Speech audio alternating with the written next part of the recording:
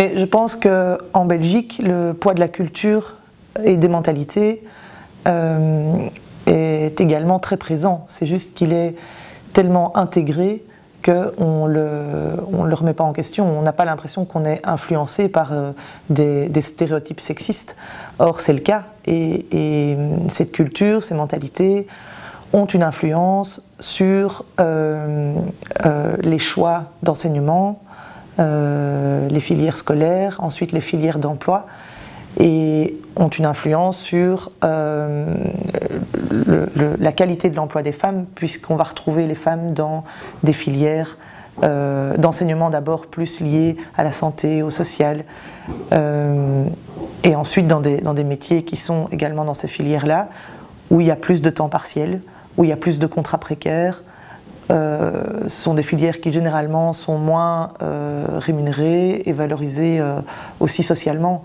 On va éduquer les petits garçons à être plus combatifs, à avoir moins droit à l'erreur, à être plus courageux, et donc on va les retrouver dans des filières différentes, avec des profils en généralisant très fort, plus agressif ou plus axé de toute façon vie professionnelle, et donc beaucoup plus à temps plein. Tout ce contexte de mentalité et de culture sexiste, on va dire, que nous avons intégré, a une influence sur l'emploi des femmes, l'accès à l'emploi, la carrière de manière générale, la pauvreté de certaines femmes aussi. Les femmes étant plus représentées dans des contrats précaires, les femmes étant le plus souvent celles qui font les tâches ménagères et les tâches liées à l'éducation des enfants. On fait régulièrement des études en Belgique pour évaluer le temps que les femmes et les hommes passent à s'occuper du travail rémunéré et du travail domestique ou du travail lié aux enfants. Et on voit que les femmes, par semaine, travaillent 8h30 de plus que les hommes uniquement pour le travail domestique, donc lié au ménage, sans prendre en compte le travail lié aux enfants. Tandis que les hommes travaillent 7 heures de plus au niveau travail rémunéré. Donc il est évident qu'ils investissent plus dans leur carrière et que ça a un impact ensuite sur, pour rester très factuel et dans les chiffres, sur leur pension, sur le montant de leur pension, ou sur leur chômage, si jamais ils sont à un moment, ils ont un passage au chômage.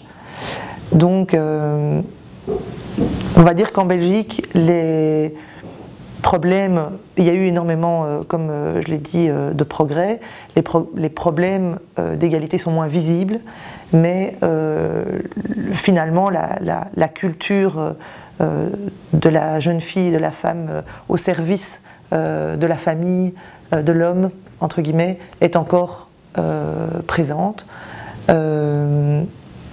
Et voilà, mais c'est quelque chose dont on a conscience au niveau de l'Institut et qu'on essaie de combattre en faisant des campagnes de sensibilisation, en travaillant, les communautés travaillent au niveau de l'enseignement, on sensibilise les professeurs, les élèves à cette thématique.